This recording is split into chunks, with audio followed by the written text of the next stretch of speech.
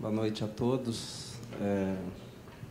Agradeço pela presença. Para mim é um prazer estar aqui no Museu MM Gerdau, Museu de Minas e do Metal, para poder contribuir, né, nessa grande celebração dos 200 anos da morte do nosso maior artista mineiro, né, o Aleijadinho, e, de uma certa maneira, complementar no campo da arquitetura e de uma nova maneira que a gente tem enxergado uma série de fontes e influências da arte dele em Minas Gerais durante o século XVIII, através de um diálogo com a questão da arquitetura.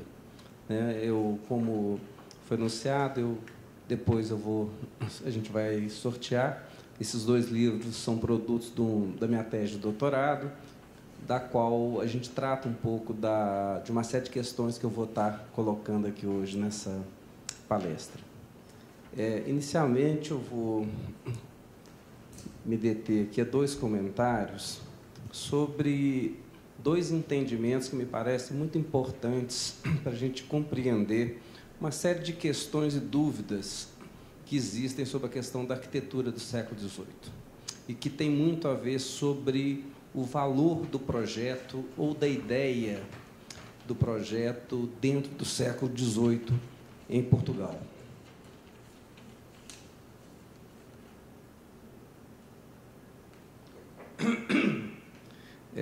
Eu primeiro vou pegar um conceito aqui tirado do manuscrito, né, do erudito Cirilo Volkmann Machado, que escreveu um tratado de arquitetura, né? Para quem não conhece, o tratado ele é um livro, né, utilizado desde o Renascimento, né, a partir das descobertas do grande livro romano de construção, de teoria da arquitetura do período clássico, né, e que depois do Renascimento, a partir de Alberti, ele virou uma maneira de codificar valores artísticos, valores arquitetônicos, até o século XIX, ainda dentro do movimento neoclássico.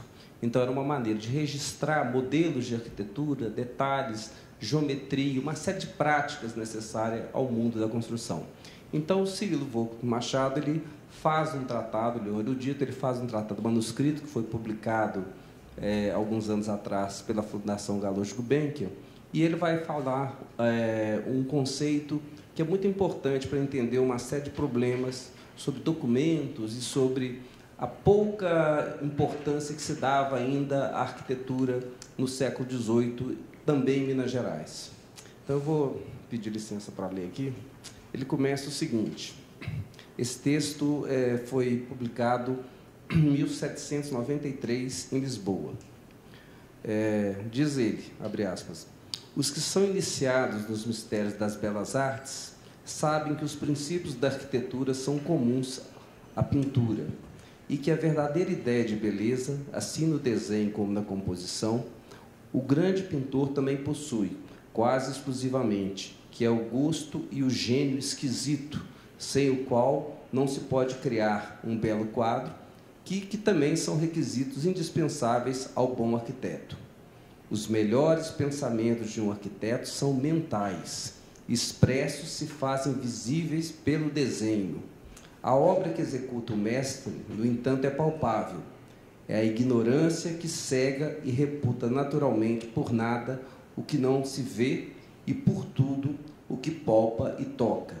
Daqui nasce que se gasta muito e com gosto no material, quando apenas com algum desgosto se dá alguma coisa a quem faz o desenho, ou seja, que se preza muito o mestre e se despreza assaz o arquiteto. Ou seja, dentro da cultura portuguesa, por uma série de questões que vêm de uma certa descontinuidade, com uma série de ideais do Renascimento que não chegaram em Portugal em função do trauma da Reforma, Portugal ficou muito defasado frente às conquistas que a arquitetura fez como representação do pensamento do intelecto sobre o desenho e sobre a construção durante o século XV, XVI e XVII. Então, efetivamente, a arquitetura nunca foi valorizada dentro da cultura portuguesa, o que mostra, efetivamente, que Portugal, qualquer pessoa poderia fazer riscos né? O risco não era uma coisa, efetivamente, de um grande prestígio e nem muito bem remunerada, o que, de uma certa maneira, tem um pouco ainda de uma série de questões que ainda atuam, né, quem trabalha na área de arquitetura dentro da nossa cultura. Ou seja, dentro da cultura portuguesa, qualquer um podia fazer risco, né? Não existia uma definição precisa, ou seja, existia o mestre de obra que fazia risco, o pintor fazia risco, o arquiteto, né, muito raro, como formação nessa época, fazia risco, e o amador também fazia risco, ou seja, qualquer um que tivesse sensibilidade ou formação fazia risco, o que gera tanta confusão, né, de uma certa maneira, sobre essa perspectiva do Aleijadinho como arquiteto, que muitas vezes não tem desenho, os documentos não batem, muitas vezes você tem que trabalhar por atribuição e por análise estilística, que resulta um pouco dessa mentalidade. No entanto, eu queria mostrar aqui que o Aleijadinho já começa a historiografia dele de uma maneira excepcional, né? O primeiro grande documento sobre a história da arte em Minas, principalmente a arquitetura, é o famoso manuscrito, né, do vereador de Mariana sobre os fatos notáveis da capitania, de 1790. Ou seja, é uma série de referências e críticas de arte muito bem consolidadas, né? Hoje em dia se tem, inclusive, muita dúvida se o vereador teria essa cultura, mas, inclusive, já tem alguns artigos da área de história, feito pelo Castro Lanari, ainda na década de 80, afirmando que um padre jesuíta teria auxiliado esse vereador em função da erudição dos dados de arquitetura, de tratadística, que ele fala nesse tratado. No entanto, o que interessa aqui para nós é que, desde o início, antes de existir modernismo, antes do Aleijadinho ter aparecido como grande artista, ele já era uma figura minimamente, né, reconhecida dentro de um documento e muito acima, né, dos seus contemporâneos, por uma crítica muito importante. Então, vamos ver aqui 3 trechos que o vereador de Mariana vai falar sobre o Aleijadinho, né, logicamente se referindo a ele aqui ainda como Antônio Francisco Lisboa, que era o nome dele. Abre aspas no primeiro trecho. Com efeito, Antônio Francisco é o novo Pracísteles, a quem honra igualmente a arquitetura e escultura. Ou seja, ele já começa aqui comparando o Aleijadinho ao Pracísteles, que é o autor do Panteão, né, que é considerado dos maiores símbolos, né, da arquitetura da Idade Clássica na Grécia. Ou seja, é uma pessoa que tem uma noção sobre comparativa, né, sobre a importância e quem é esses grandes arquitetos, ou quem são, né, esses grandes arquitetos da antiguidade. Segundo trecho, né, eu estou pegando porque o documento é maior, estou só situando onde ele está falando do Aleijadinho.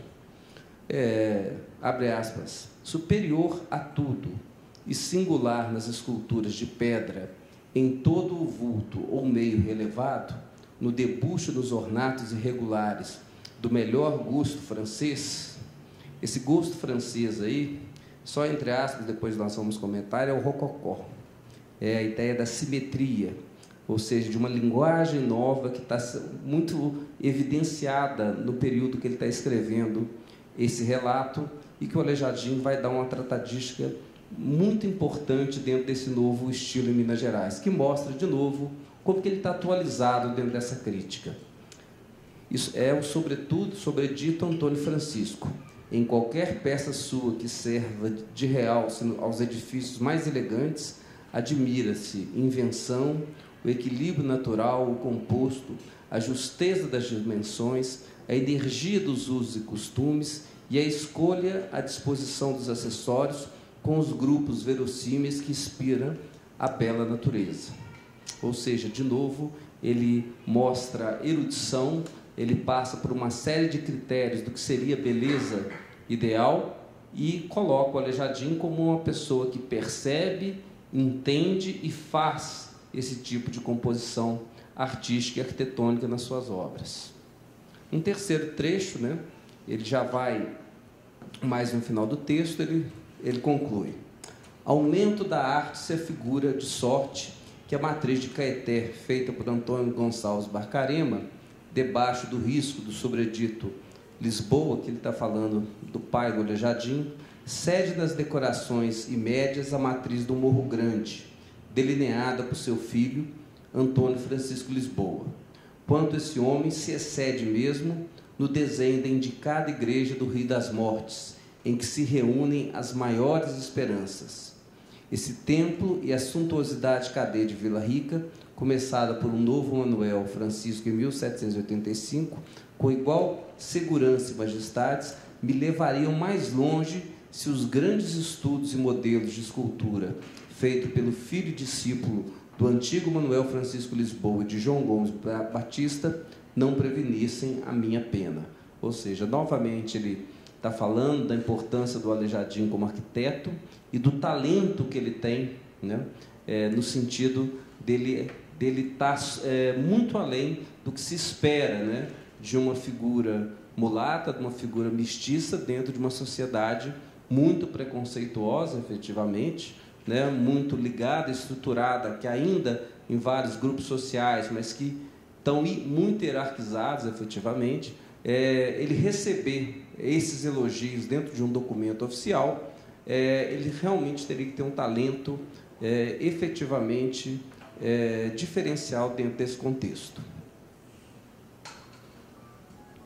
Bom, para entender um pouco da cultura e da arquitetura de Minas Gerais e sobre como que a obra do Aleijadinho na arquitetura se situa, né, eu vou passar aqui didaticamente por alguns pesquisadores que me pareceram muito importantes para referendar, né, uma série de entendimentos que vão se somar para a gente entender melhor o vulto da obra do Aleijadinho.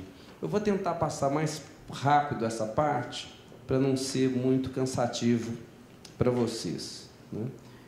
O primeiro desses pesquisadores, né, logicamente, é o Dr. Lúcio Costa, que efetivamente é uma pessoa que vai ter um discurso muito dúbio, né, sobre o Aleijadinho, no primeiro ensaio que ele vai fazer sobre esse artista por volta de 1929. Ele pensa inicialmente que o Aleijadinho é apenas um decorador e que qualquer obra dele pode ser colocada em qualquer igreja, não faria diferença. E lentamente, no momento que vai se estruturando o Serviço do Patrimônio, fundado em 1937, da qual ele vai fazer parte da equipe, que vai se manter até se aposentar por volta de 1970, efetivamente, com a documentação que vai surgindo, ele vai mudando de opinião, até que numa publicação, o primeiro grande catálogo, onde se fecha uma série de conclusões e obras do Aleijadinho em 1951, ele vai criar um texto que ainda é um clássico sobre a arquitetura do Aleijadinho, que se chama O Aleijadinho visto através do risco dos franciscanos de São João del Rei. E aí, efetivamente, ele consolida o Aleijadinho como um grande arquiteto e, efetivamente, muito próximo de uma série de questões que os modernos estão lidando naquele momento, o que aproxima, né, ele de um formalismo muito próximo da obra do Niemeyer, da Pampulha, e de um certo olhar moderno sobre a forma, a importância da forma na arquitetura. Aqui a gente vê alguns desenhos do Lúcio Costa analisando a obra do Aleijadinho, né? E esse emblema não é à toa que a foto não está muito boa, mas sobre a mesa de trabalho do Aleijadinho, a igreja que se encontra não é nada menos do que São Francisco de Ouro Preto, o que vai mostrar qual e tão importante é esse edifício também para os modernistas do IFAM que estão construindo a cultura nacional. Uma segunda figura muito importante para a gente aqui em Belo Horizonte, que vai efetivamente trabalhar de maneira intensa e com foco muito dentro da mineridade e da questão do ciclo do ouro em Minas Gerais, é o professor Silvio Vasconcelos, né? O professor Silvio vai dar uma contribuição não só porque ele, no ensaio dele de 1951, Vila Rica, né, que é hoje muito popularizado pela edição que ele tem na revista Debates, ele vai definir a estruturação do século XVIII em Minas Gerais, através de uma relação que envolve igreja, urbanização e economia, que está resumida nesse pequeno quadrinho dele, que faz parte desse trabalho. Então, ele é um grande pesquisador desse momento, e ele também vai se interessar muito pela obra do Aleijadinho e pelo desenvolvimento da arquitetura brasileira de uma maneira geral. Né? Nesse quadrozinho de baixo, que está meio pequenininho, o professor Silvio vai ter a ousadia, a competência e a inteligência, o brilhantismo dele, de desenvolver, né, um conceito de derivações intensas, desde a Itália, passando por Portugal, como que a barroquização se insere no Nordeste, como que ela chega passa pelo Rio de Janeiro e chega em Minas Gerais. É interessante, isso aí deve ser já um estudo já próximo da morte do professor Silvio, já nos anos 60, e ele já intui que duas igrejas do Rio de Janeiro, né, uma demolida com a abertura da Presidente Vargas, que foi a igreja de São Pedro dos Clérigos, mas hoje, outra, felizmente, ainda lá, o Outeiro da Glória, teriam muita relação com certas igrejas barrocas de Minas, principalmente as igrejas do Rosário, né? E ele aponta isso através dessa seta, embora o professor Silvio tenha um problema muito sério para resolver no seu tempo e na sua geração, e que vai levar a ele uma série de dúvidas. Os modernos, né, essa geração que constrói a historiografia mineira, eles acreditam que o fenômeno da cultura em Minas Gerais, a excepcionalidade do que alguns historiadores, né, vão criar o termo barroco mineiro, que hoje ele tem muita gente que não concorda, que acha que é excessivamente regional, né, se pretende hoje se falar mais num tardo barroco internacional dentro de um regionalismo mineiro, mas é um fator mais de semântica do que propriamente uma questão definitiva sobre o fenômeno das artes em Minas no século XVIII. E o professor Silvio, então, né, e os outros modernos acreditam, nesse período, que essa excepcionalidade que realmente a cultura mineira e as artes em Minas, e aí a figura do Aleijadinho, vai emergir como um elemento importante, mas existem outros mestres portugueses, outros artistas de Itália, como Servas, o próprio Francisco de Lima Cerqueira, que é outro consultor português maravilhoso, efetivamente é fruto de um isolamento de Minas do mundo, ou seja, eles acreditam que as montanhas de Minas, né, de uma maneira muito poética, impediriam que Minas se contaminasse de outras influências da Europa, e isso teria sido a origem da obrigatoriedade de criar um estilo próprio. Logicamente, com um outro fator que esse se mostrou realmente muito forte, que foi a proibição da instalação dos conventos em Minas. Esse sim é um fator bastante importante, né? Não havendo a permissão das ordens franciscanas, jesuítas, beneditinos e carmelitas se instalarem, a igreja, efetivamente, através do acordo do padroado, da qual o rei assume a responsabilidade, já que não tem convento, de construir as igrejas, e principalmente as matrizes, né? Os leigos vão ter um papel preponderante dentro da construção das irmandades, o que vai dar uma maior autonomia nesse processo da construção da arquitetura religiosa. No entanto, em relação à arquitetura religiosa, né, esse croquisinho que o professor Silvio faz no ensaio dele sobre o Aleijadinho, que é o último livro que ele publica especificamente sobre o Aleijadinho, ele aplica um traçado geométrico, e quando ele olha esse traçado geométrico, ele descobre que existe nessa igreja uma série de relações, né, de proporção, relações áureas, que são muito eruditas. E o professor Silvio duvida. Ele, no final, no último livro dele, ele ficou num dilema. Ele, por um lado, ele pensa, acho que o Aleijadinho não fez essa igreja. Minas não tinha essa cultura. Minas não teria condição de ter esse conhecimento para comprovar esse nível de erudição porque ele tem a crença de uma Minas fechada, de uma Minas impermeável a outras referências e outras circularidades. Então, ele vai falecer nessa dúvida. Em que lado que efetivamente ele vai ficar. No entanto, uma série de questões também, ao longo da década de 80, começam a ser esclarecidas, né? Aqui a gente vê o retrato do nosso professor Ivo Porto de Medeiros, felizmente ainda com muito bem de saúde, né? Foi homenageado no colóquio que nós fizemos na Escola de Arquitetura essa semana, com seus 86 anos.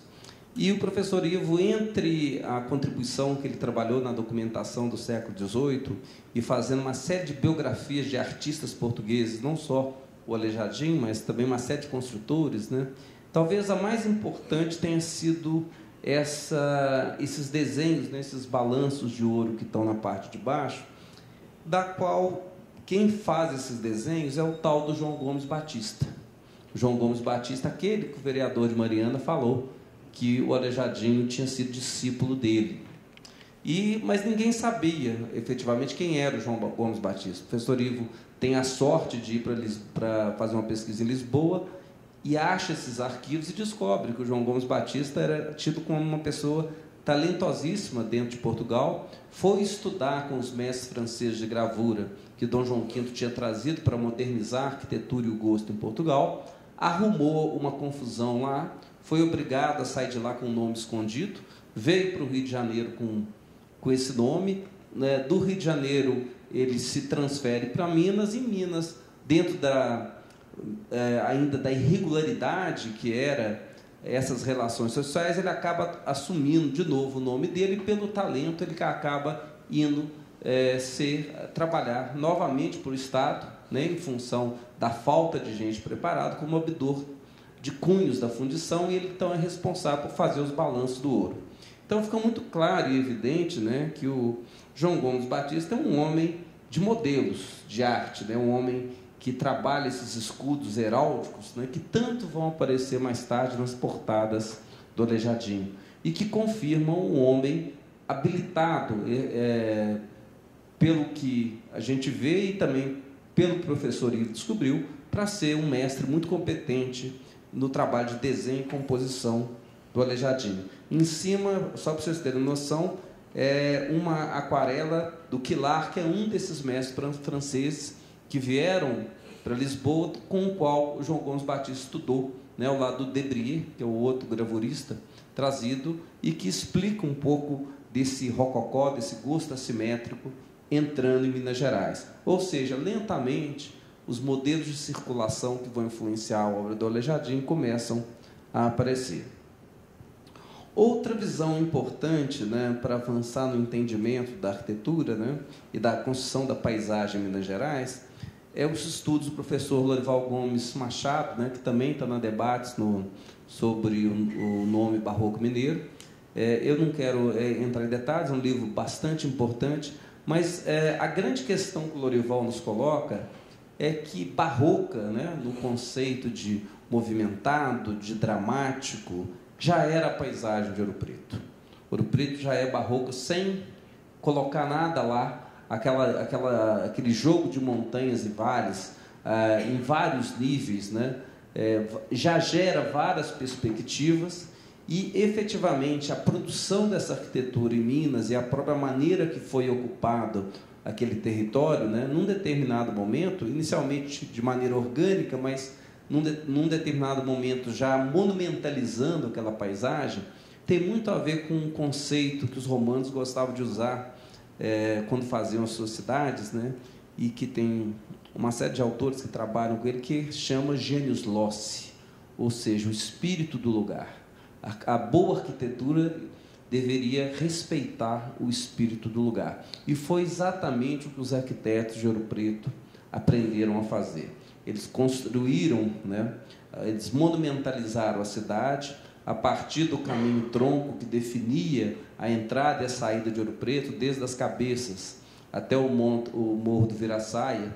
Efetivamente, né, as cidades de Minas foram construídas através de caminhos de entrada e saídas, e aproveitando os terraplenos, o que gerou perspectivas como essa que a gente vê, que são praticamente impensáveis, né? São composições arquitetônicas, paisagísticas, urbanísticas de uma dramaticidade imensa e que, se você, todos aqui acreditam que conheçam Ouro Preto, se a gente for mudando o foco, as igrejas vão mexendo no meio daquele lugar. Ou seja, esse sentimento de relação entre arquitetura e paisagem é um dos responsáveis também para, efetivamente, a gente avançar numa questão chave da arquitetura do Aleijadinho e da arquitetura mineira, que é o quê?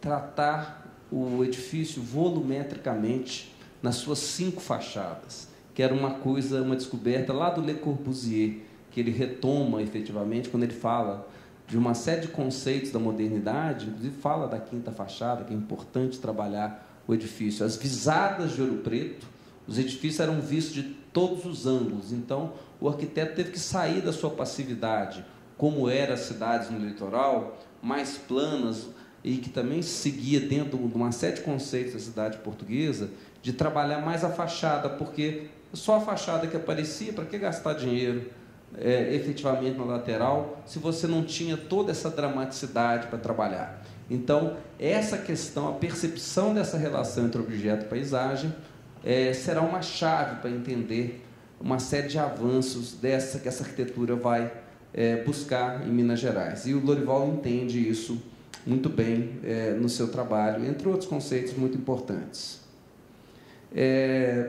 Tivemos aqui também, rapidamente para falar, 2 estrangeiros que vão dar uma contribuição muito grande.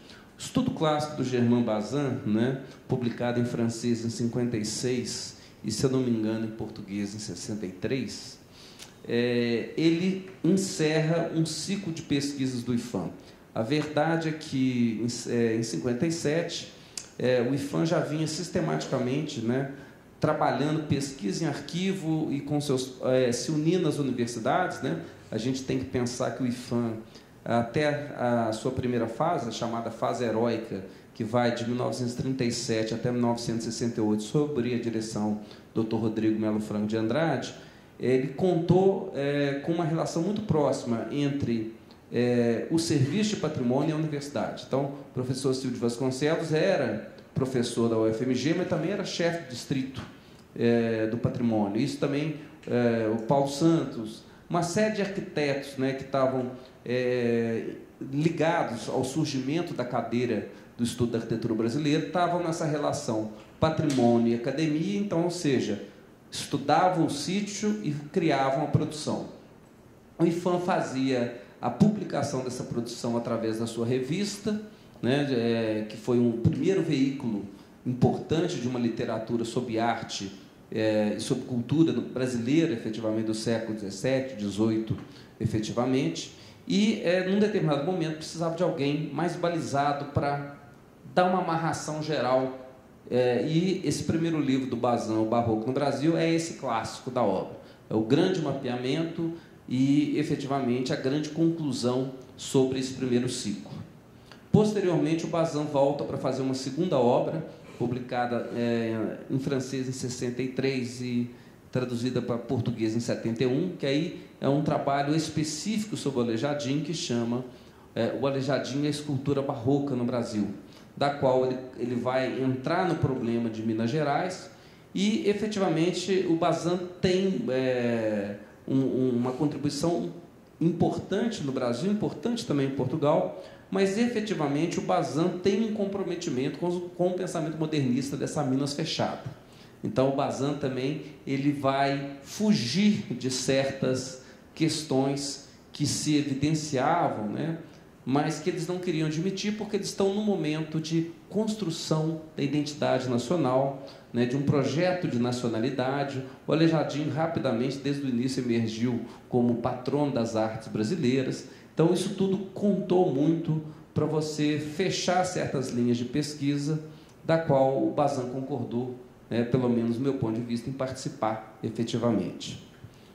No entanto, né, existiu junto com o Bazin, né, esse senhor John Bury, né, que era um inglês formado em História da Arte em Oxford, se eu não me engano, e que, na verdade, não era um historiador profissional. Ele trabalhava numa companhia de petróleo na Venezuela, mas se encantou pelo Brasil. E era um excelente crítico de arquitetura e começou a escrever ensaios. Ele vinha muito a Ouro Preto, né? E começou a publicar ensaios em língua inglesa nos boletins da firma que ele trabalhava.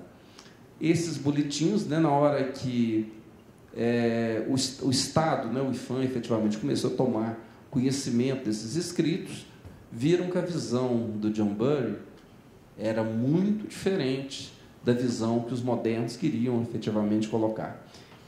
Então, logicamente, eles não precisaram se preocupar muito, porque falaram que ele não era um historiador profissional, então que isso não tinha muito sentido, e efetivamente os estudos do John Bury só vão aparecer no Brasil num livro organizado pela professora Miriam Ribeiro, que é hoje a grande autoridade em Aleijadinho, né, no Brasil, do ponto de vista de escultura, talha, e ela vai atrás desse John Bury, pede os direitos autorais e publica todos os ensaios do John Bury em português. É a primeira vez que aparece para o grande público os ensaios do John Bury. E quando esses ensaios aparecem, o que o John Bury vai falar é que não existe essa Minas fechada.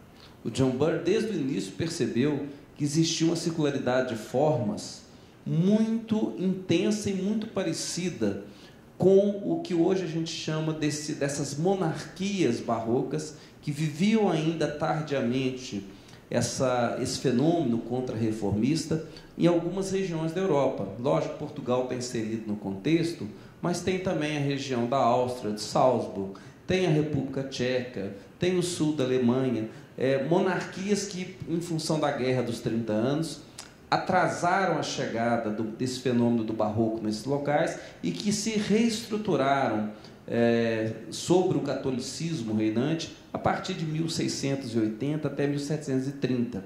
Né? Então, esses elementos, efetivamente, o Bury notou que eles tinham uma relação, de alguma maneira, com o que estava sendo produzido em Minas e, de uma certa maneira, em Portugal, por dois outros artistas muito importantes e também estrangeiros, né? Nicolau Nazoni, no norte, no Porto, mais tarde o André Soares, em Braga, e por alguns arquitetos portugueses, né?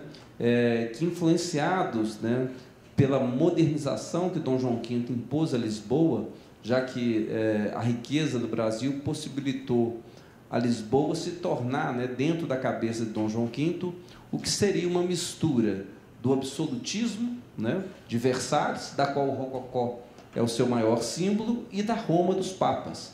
Né? Dom João V era um rei beato, era um rei absoluto, e o grande plano dele era importar, se o barroco era o estilo de Roma e o Rococó o estilo de Versalhes, ele precisava transformar sua capital. Infelizmente, o terremoto de Lisboa de 1755 derrubou muito desses documentos, mas a gente, pelo que restou e pela documentação, a gente pelo menos sabe qual foi a estratégia: importar artistas e fazer obras públicas, como o Convento de Mafra e uma série de igrejas que ele patrocinou em Lisboa, porque se ele dependesse da própria cultura do país, arredia a uma arquitetura movimentada típica do barroco de Bernini, de Borromini, ele nunca ia conseguir modernizar Portugal. E, de fato, ele teve muita resistência. Então, quem foi a responsável por modernizar, né, de uma certa maneira, são artistas estrangeiros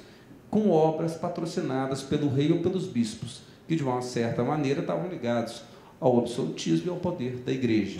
Então, efetivamente, o Bury percebe essa relação religiosa contra-reformista tardia e intui que deve haver alguma relação. Então, ele lança, né, a primeira vez essa tese dessas plantas, né, que Torre Redonda não surgiu aqui, que tem Torre Redonda também na Baviera. A ideia de movimentar volumetria dessas igrejas era também algo muito presente nesses locais. E ele intui mais, ele intui que a arquitetura do século XVIII, a arte do século XVIII, não existe sem modelos. Não existe essa ideia de direito autoral no século XVIII. Na verdade, o grande artista, né, ele é o sujeito que, através de um modelo considerado de qualidade, consegue inovar sobre ele. É o conceito, né, chamado de engenhosidade, e que o Cirilo Volkmer Machado, lá no início, chama de esquisitice, né? Ou seja, aquela vontade de fazer diferente, aquela vontade de criar algo, mas sobre uma base conhecida. Então, logicamente, você precisa entender o processo de produção. E o processo de produção, efetivamente, é modelos que precisam estar na mão para, a partir da minha condição técnica, da minha condição estrutural, e aí sim o regionalismo é fundamental.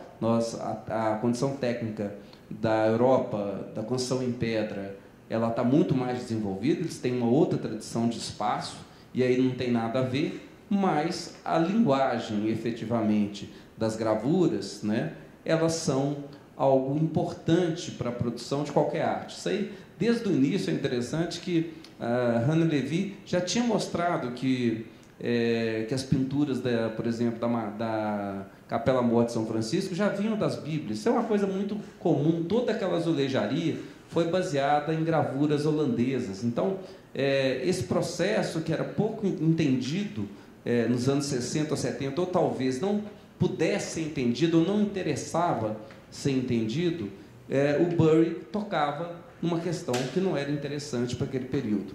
Então, aqui alguns tratados que o Bury mostra que poderiam ter circulado, né? Inclusive alguns tratados portugueses, como do padre Inácio da Piedade Vasconcelos, artefatos simétricos e geométricos, né?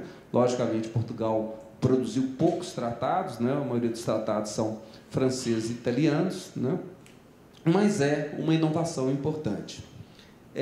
Mais recentemente, né, dando sequência ainda, a professora Miriam Ribeiro vai continuar no campo da talha, definindo, a partir de uma série de ideias do John Bury, essa ideia do trânsito cultural, né?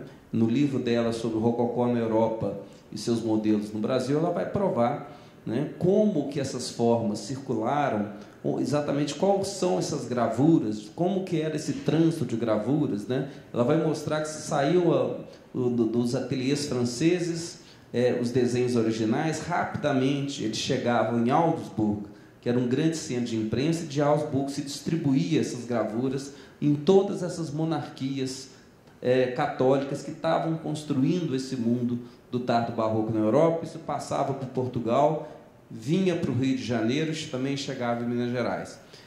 Da mesma maneira, uma série de gravuras comemorativas, como a gente vê aqui, da chamada Colégio de Kirchen, né?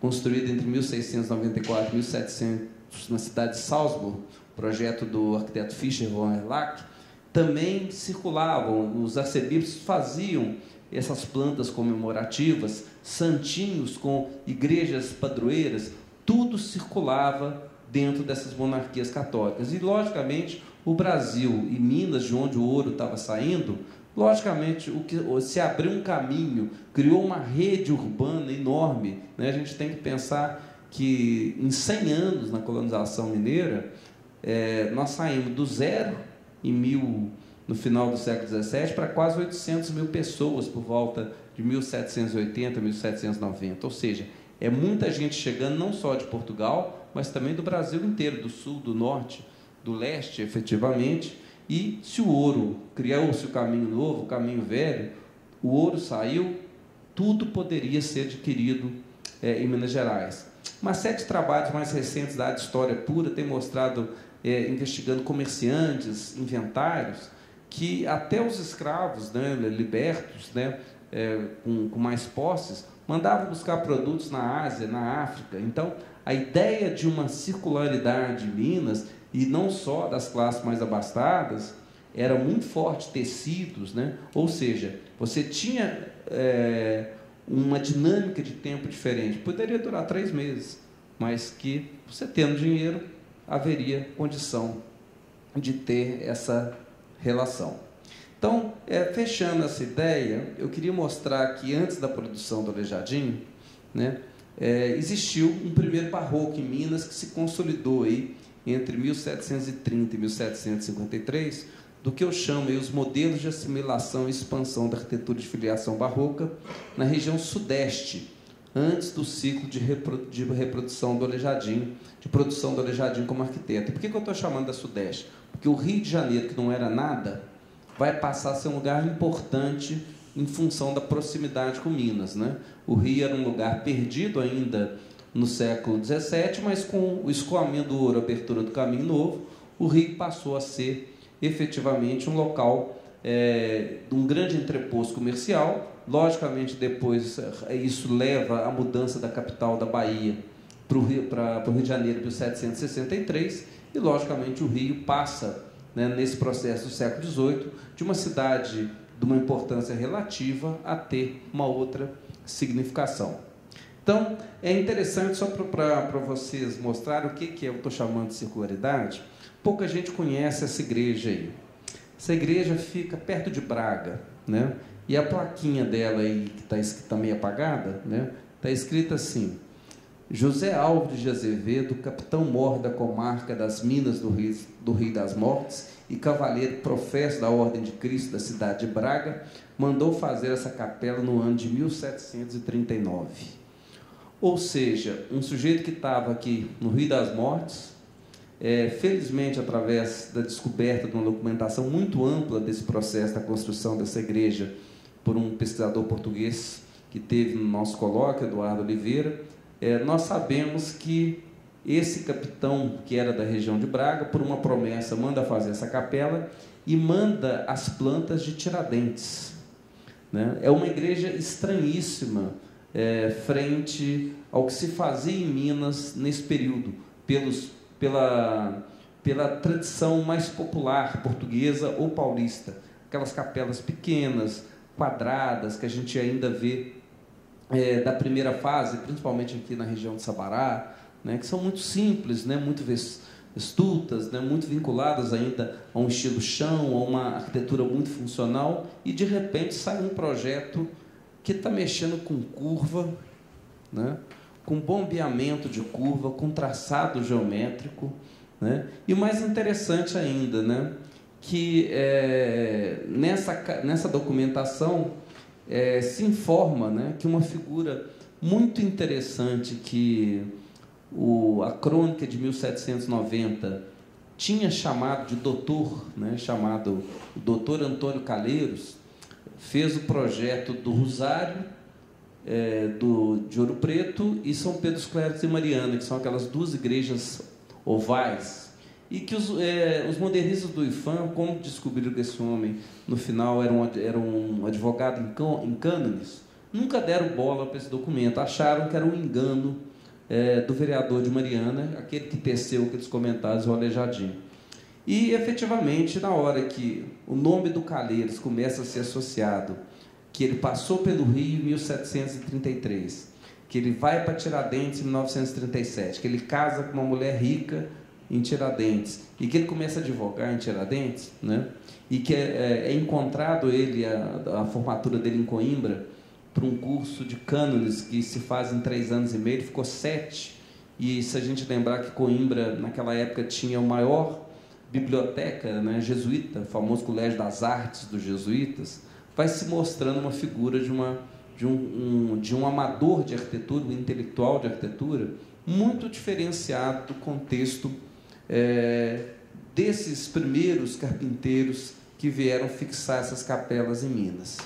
Aqui, para vocês terem uma certa relação arquitetônica, em cima tem a planta da igreja de São Pedro dos Clérigos, que foi construída em 1733 no Rio, ainda por autor não identificado na documentação. Infelizmente, a igreja foi demolida com a abertura da Presidente Vargas, e embaixo tem sobre a planta o que a gente chama de traçado geométrico, ou seja, o parâmetro geométrico chegou a essas formas, e a comparação com essa pequena capelinha.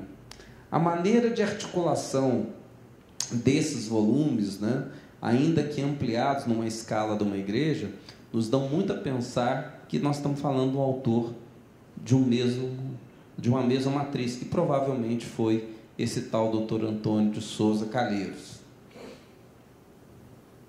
Aqui fotos da igreja antes da demolição, ou seja, uma igreja meio parecida com esses modelos austríacos, né? Na verdade, ela tem bombeamento, ela tem uma cúpula central, depois ela tem uma certa adaptação ao modelo mais brasileiro com a sacristia, mas é algo muito diferente ainda do que a gente tem.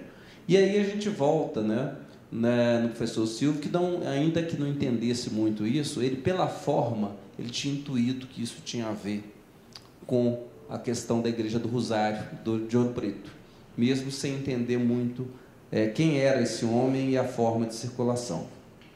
Outro elemento importante, né, na história desse homem é que ele, como advogado, ele começa a advogar para as câmaras de São João del Rei e Tiradentes, e na década de 40, hoje a gente mapeou que ele saiu de São João del Rei, foi no Rio, e foi em Lisboa e foi em Braga para defender as câmaras de São João del Rei e Tiradentes, pelo menos 2 vezes. A última vez que ele foi, em 1947, essa outra igreja que o professor Silvio já apontava como um elemento muito importante, já estava bastante adiantada no Rio, um projeto do engenheiro militar, né, que, na verdade, são 2 elipses, mas, efetivamente, né, a maneira que os engenheiros militares gostavam de trabalhar, mais com chanfros, efetivamente, do que propriamente com um traçado mais solto, mais vinculado a um traçado de arquitetura à moda italiana.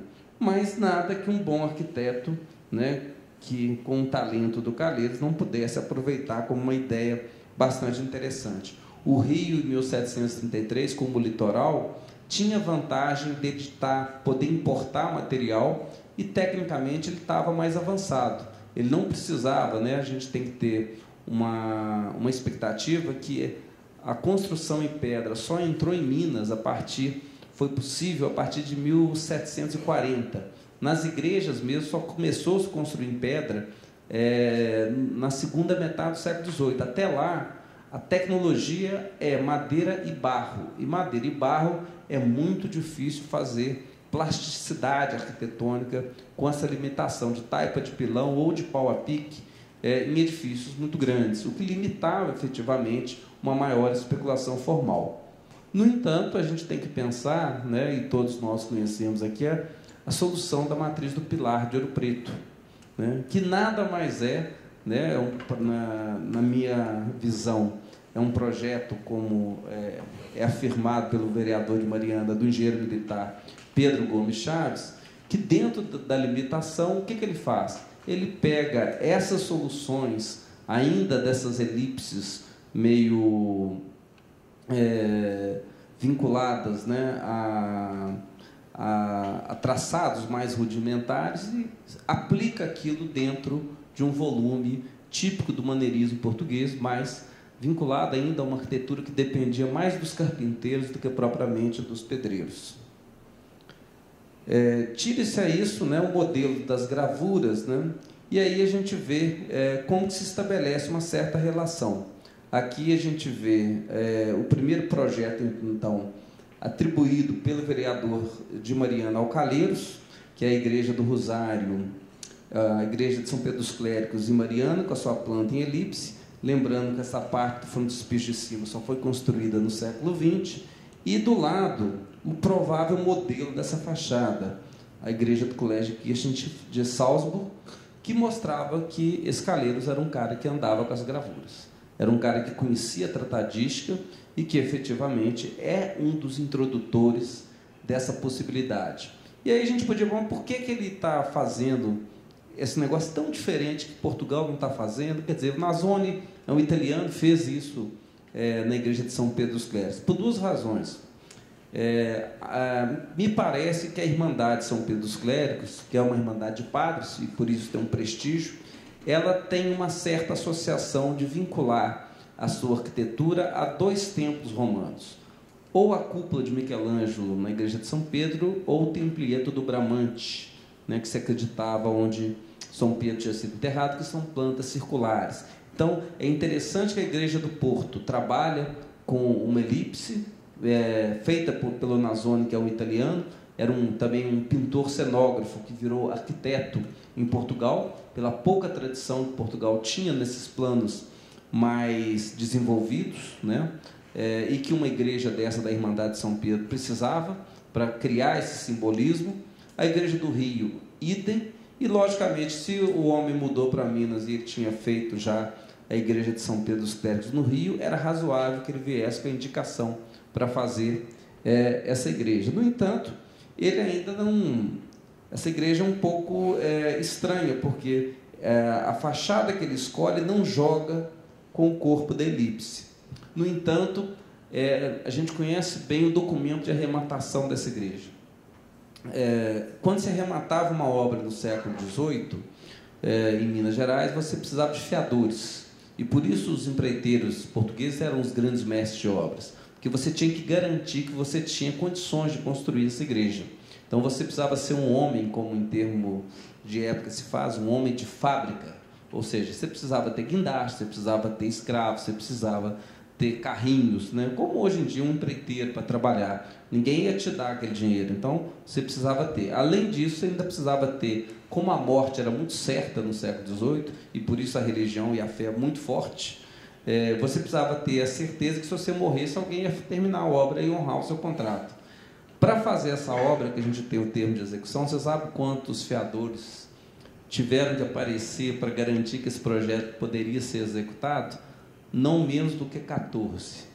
Isso era uma coisa tão inusitada. Primeiro apareceu um louco para empreitar uma obra dessa, que era um negócio impensável naquele período, pela dificuldade de fazer uma construção em elipse, em alvenaria de pedra, pelo traçado geométrico, pela pouca tradição. E o mais interessante, que José Pereira dos Santos, que é o louco que se apresenta para fazer tanto esse projeto e também o do Rosário de Ouro Preto, é um homem do Porto, de uma região típica de pedreiros, né? E que certamente pode ter trabalhado em São Pedro dos Clérigos, e por isso ele teria alguma experiência para tentar esse desafio. E, efetivamente, entre os fiadores estão os maiores construtores de Ouro Preto e Mariana, entre eles o Manuel Francisco Lisboa, pai do Aleijadinho. O que demonstra, de uma certa maneira, que nessa época já existia um certo sentimento de renovação da arte e que esse pessoal começava a ter consciência que o que estava se construindo, pelo menos, era algo importante para a arte da construção, efetivamente, e que era algo diferencial, o que punha eles a essa responsabilidade de, pelo menos, apoiar um colega de ofício que quisesse trabalhar nessa empreitada. Posteriormente, surge a Igreja do Rosário, também atribuída pelo vereador de Mariana ao mesmo doutor Antônio de Souza Calheiros. No entanto, ele aqui já corrige, né? Ele prefere, para dar maior movimentação ao edifício, manter o rebatimento do frontispício, mas introduz as torres redondas. Ou seja, são os chamados episódios de um barroco mais puro dentro da história da construção religiosa em Vila Rica, isso por volta de 1753 e 54, e que certamente, né, aí a gente pode perguntar, mas que com a Irmandade de Escravos, né, vai se meter com um projeto tão estranho como esse? Né? Logicamente, existia já uma capela aí nesse local, né? Em 1733 o triunfo eucarístico saiu daí para encontrar a matriz, ele é muito bem documentado, né? No trabalho da Afonso Ávila, que reproduziu o documento de época. E, efetivamente, a teoria, né, que se pensa é que, no momento que o professor Silvio aponta que 1750 é o tempo que as matrizes com prestígio social, as irmandades entram em decadência, a população cresceu muito, e a gente tem que pensar que essas irmandades, elas eram movidas principalmente para o cemitério. Você precisa enterrar as pessoas dentro da igreja. No momento que a população está crescendo, você precisa expandir mais igrejas para ter mais mercado, mais lucratividade. Então, as irmandades estão saindo de dentro das matrizes e cada uma, efetivamente, busca dentro da cidade, dentro daquela lógica já de uma ideia de monumentalização, de encontrar, refletir o seu prestígio social dentro da paisagem, essa relação. E, logicamente, mesmo as irmandades de mulatos e de negros, uma sociedade que está muito segmentada, ela tem um orgulho muito grande, um brio muito grande. E, rapidamente, alguém deve ter percebido, que é a teoria que se defende, que se a Irmandade dos Padres, que seria a maior casta dentro da hierarquização da sociedade, está bancando um projeto estranho como esse, que deve ser uma boa pegar o mesmo cara e repetir praticamente, isso dá prestígio e dignidade a essa Irmandade. Na hora que o cara repete, ele também não vai ter muito trabalho, ele mantém praticamente o projeto para não ter muito trabalho, mas inova efetivamente com essas torres redondas.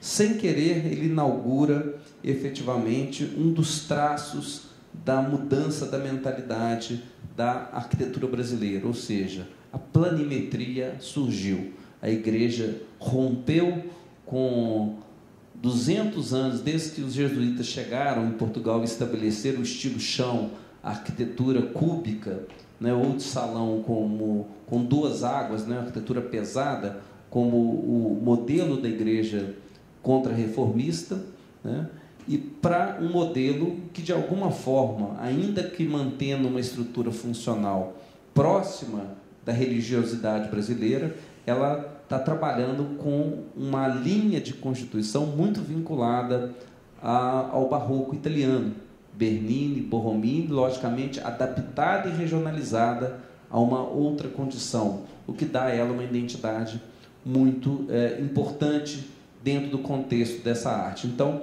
efetivamente, essa igreja, a obra do Calheiros, ela é um propulsor, né, de inspiração, da qual o Aleijadinho depois, como a gente vai ver, vai abastecer, né, muito da criatividade dos seus primeiros projetos.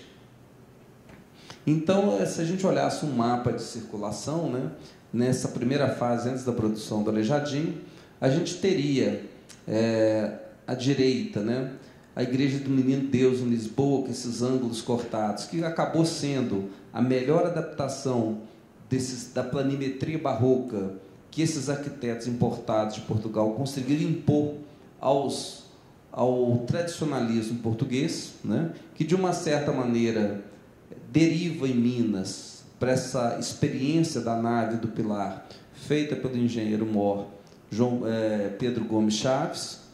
Por outro lado, né, essa mesma tentativa ela já é externada na Igreja da Glória do Outeiro, no Rio de Janeiro, que tem uma vinculação com essas duas experiências do Dr. Calheiros, em São Pedro dos Clérigos de Mariana e Rosário de Ouro Preto, entre 1753 e 1760, que, de alguma forma, bebem também dessas experiências da capelinha que a gente viu em Amares e também da destruída Igreja de São Pedro dos Clérigos. Ou seja, antes do Aleijadinho começar a trabalhar, já vinha uma modificação muito importante na estrutura do modelo de arquitetura que começava a prevalecer em Minas, com a introdução principalmente da pedra e cal como modelo construtivo.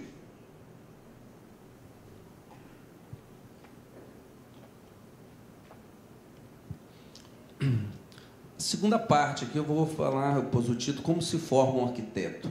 Os anos de formação do Aleijadinho, em Ouro Preto, Caeté e Barão de Cocais. Novas ideias sobre arte e arquitetura em circulação dos livros e com os mestres portugueses que chegam em Minas, o período de 1753 a 1763. Pela obra do Bazin, mais analisando a talha, né, a gente sabe que o primeiro obra analisada do Aleijadinho está vinculado ao ateliê de Caeté, que é onde vai se construir a primeira grande matriz dentro do novo sistema construtivo, né, de pedra e cal. Eles vão reconstruir essa matriz por volta de 1758, num projeto do pai do Aleijadinho, o Manuel Francisco Lisboa. Esse ateliê que vai se formar nessa região de Caeté e Morro Grande, né, atual Barão de Cocais, ele é um ateliê que vai cruzar uma série de artistas importantes desse período. O próprio Manuel Francisco Lisboa, né, como arquiteto, José Coelho de Noronha, que é o arrematante dos retábulos da Capela Mor, o Aleijadinho como aprendiz, né, efetivamente, e, de uma certa maneira, o Bazin não teve a oportunidade de ver, né, e a gente fica pensando, o testamento do Noronha foi localizado há 3 anos atrás só. Nós conhecíamos muito pouco. O Bazin intuiu que o Noronha seria o mestre do Aleijadinho, o homem que estava trazendo os novos modelos de circulação E o inventário dele, descoberto há 3 anos pelo Aziz Pedrosa, que é um aluno meu de doutorado, mostrou que o homem, primeiro que ele morreu rico na região de Tiradentes, um escravo, que mostra que ele foi um empreiteiro muito bem sucedido nas minas. Segundo, que ele tinha os tratados arquitetônicos. Ele tinha os pozos, ele tinha as gravuras, ele era uma pessoa que vinha de Lisboa, né, conhecia bem o trabalho. O próprio vereador de Mariana já tinha falado que ele também era arquiteto, eu falei no início que embora ele fosse um carpinteiro de profissão, mas que ele também fazia riscos de arquitetura, ou seja, ele também se o Calheiros foi um elemento chave nesse período de 50 e 54, Noronha será o segundo homem do aprendizado da forma do Aleijadinho. Basta ver essa solução que a gente está vendo aqui, né, para uma matriz onde ele está tentando criar uma solução de amarração entre o volume da nave, entre a Capela Mor, né, com esse óculo novo, que está mudando a fórmula, já assimilando uma certa tendência do rococó que está chegando, que trabalha com esses monumentos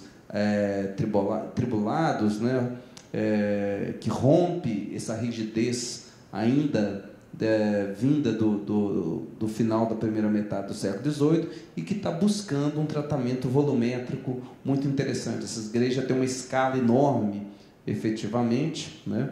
E, por outro lado, a gente pode entender um pouco o que é o Noronha.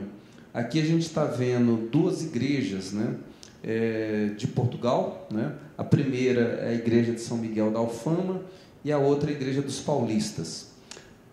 A igreja de São Miguel da Alfama é de onde veio uma pessoa que dizem que o Aleijadinho também trabalhou muito como modelo, que foi Francisco Xavier de Brito, que é o responsável pela talha da Igreja da Penitência no Rio de Janeiro e depois migra para Minas, né? É um tipo de igreja que a gente chama de igreja de ouro, né, onde todo o espaço é preenchido pela talha, ou seja, uma igreja que é uma caixa onde o entalhador implementa a sua cenografia através da talha. Embaixo, a igreja dos Paulistas é do mesmo período, é de uma outra natureza, todas 2 em Lisboa, que é o bairro onde nasceu esse Noronha, que provavelmente formou ele, né? E que, de uma certa maneira, a gente tem agora a obra do Noronha melhor documentada à direita, que é a nave, a Capela Mor da Matriz do Pilar, em São João del Rei, que, diferente da Matriz do Pilar de Ouro Preto, e aí eu não estou fazendo um juízo de mérito, se uma melhor, se a outra, ela é de uma outra natureza. A gente vê que o Noronha nitidamente tem uma estruturação arquitetônica para o espaço.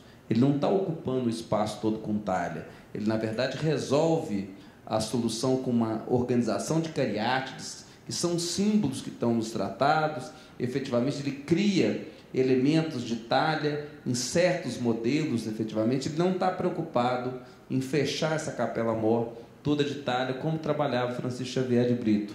E a gente entende, né, que isso mostra que ele é um sujeito que não é só um imperador, ele tem um conceito de ideia sobre espaço que dá a ele essa primazia.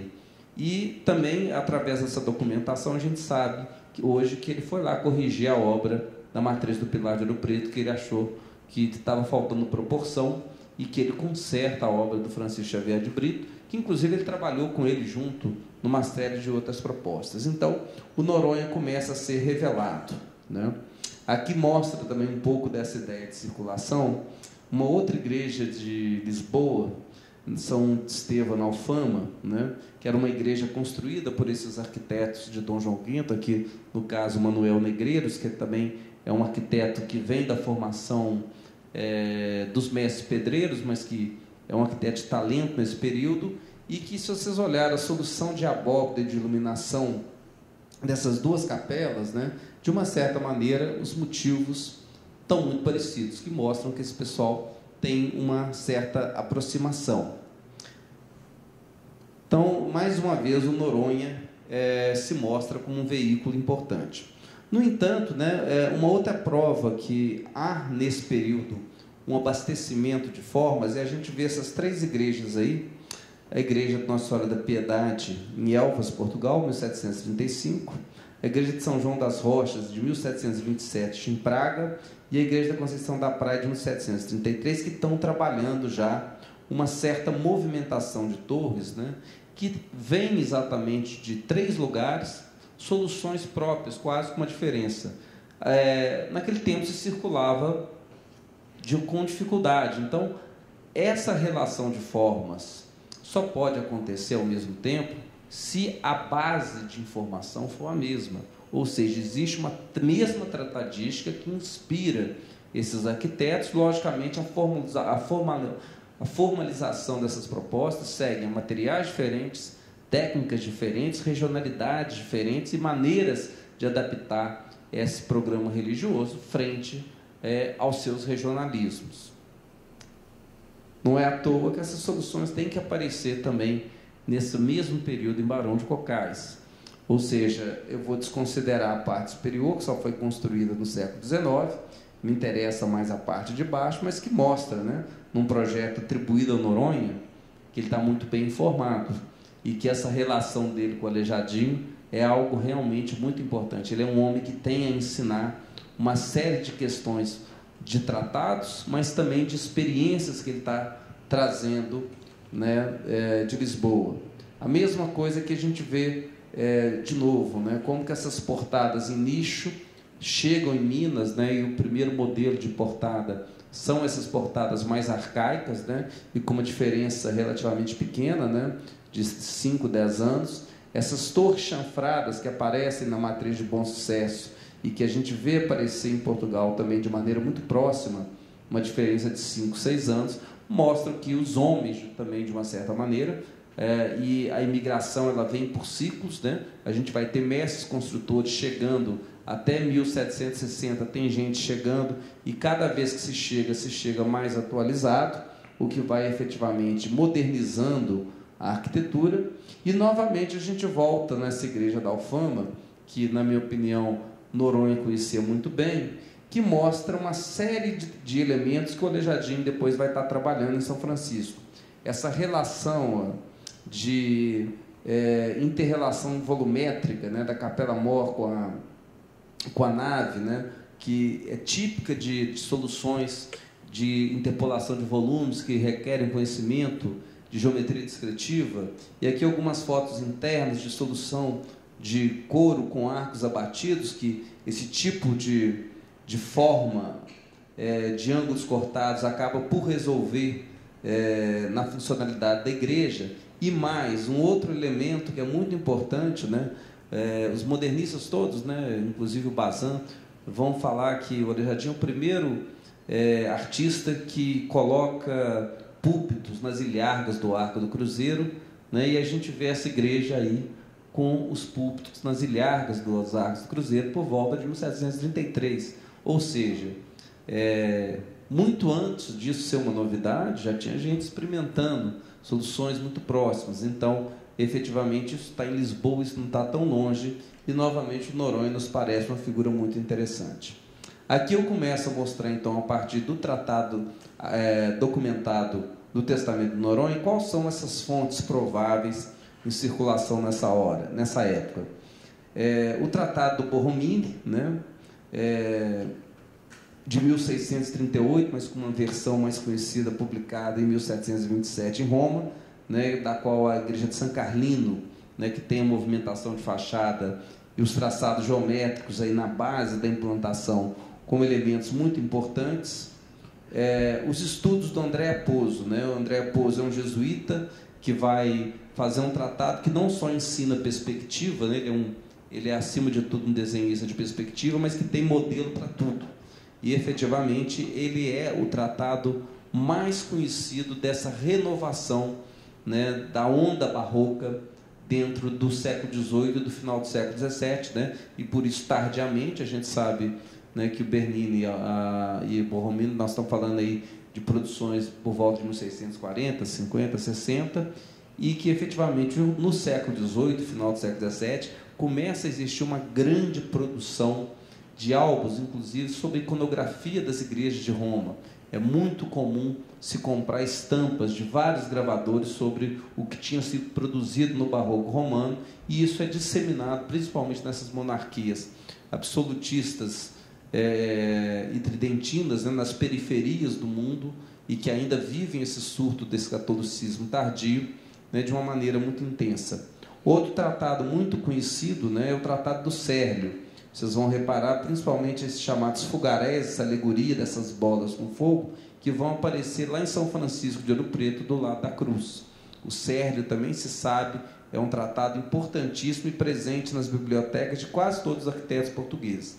Infelizmente, no Brasil, sobrou muito pouco livro de arquitetura mapeado. A gente sabe que houve grandes bibliotecas aqui, mas a gente conhece mais as bibliotecas da Inconfidência, né, dos artistas agora que estão aparecendo, mas ainda não é em número significativo para a gente poder ter uma amostragem maior.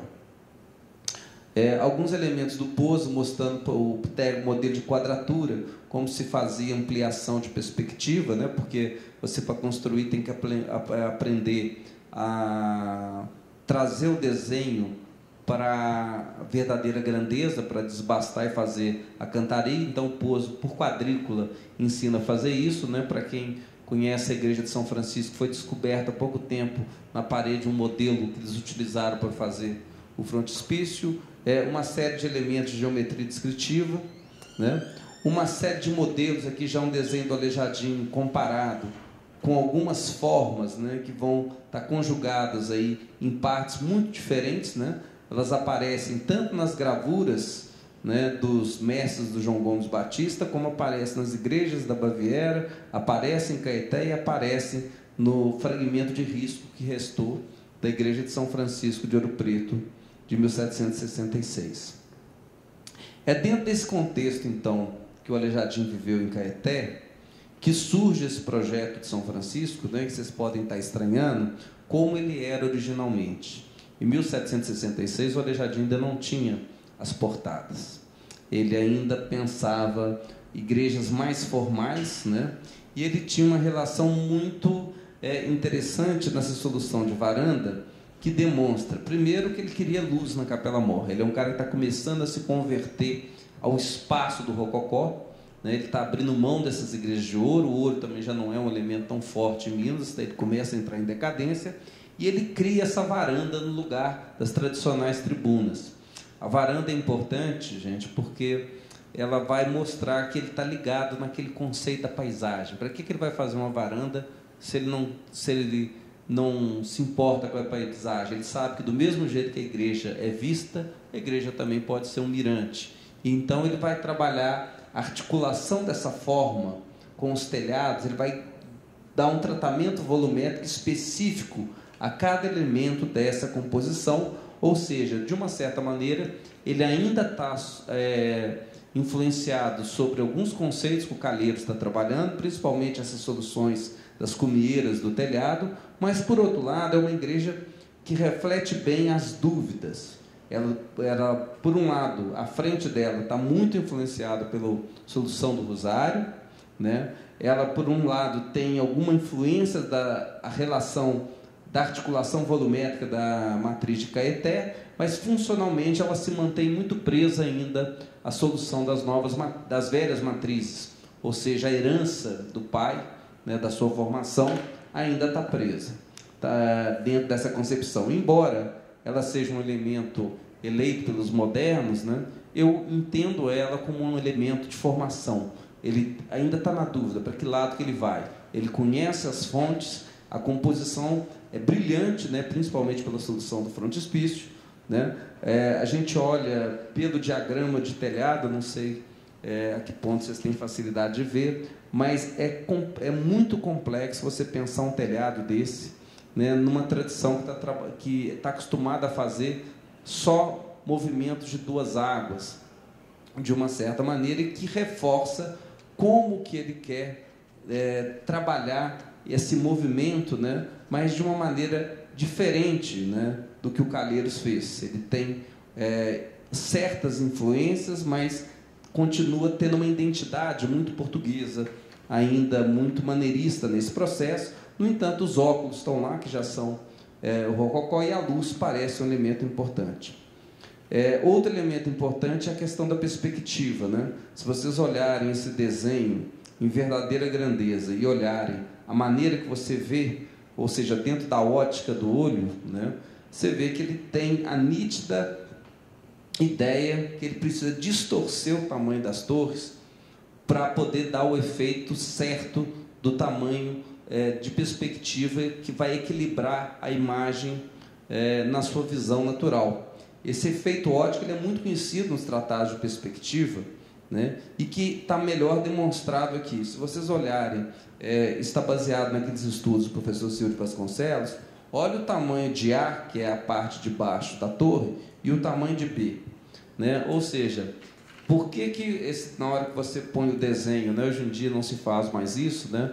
Mas quando a gente estudava geometria descritiva, você tem que trazer tudo para a linha de terra para poder levantar o alçado. Ele rapidamente tem que distorcer, porque a vista não vai ver assim, mas ele, para desenhar, ele precisa trazer esse conhecimento da perspectiva e da geometria. Então, quando você prova isso num outro modelo de tratado, mostra que ele está perfeitamente correto. E aí entra no meio dessa percepção, né? O quanto ele avançou. Enquanto ele conseguiu corrigir, o Calheiros não conseguiu, que mostra que o Calheiros tinha muita intuição, mas ele não era profissional. O Aleijadinho é um profissional do que ele está fazendo.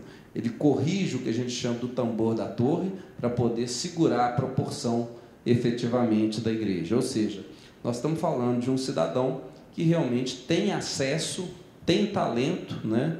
E que tem uma compreensão muito própria de ideias e de conceitos.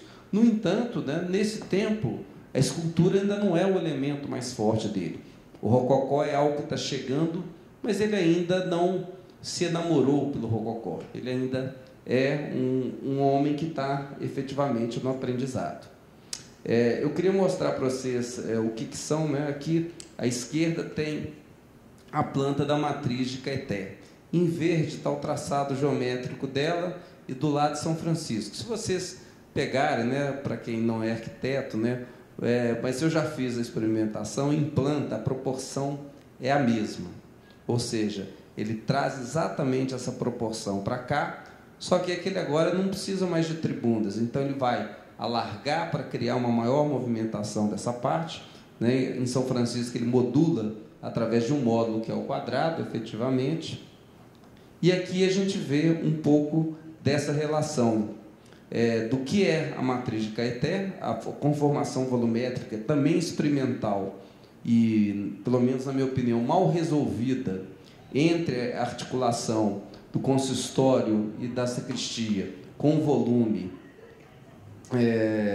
da Capela Mor, né?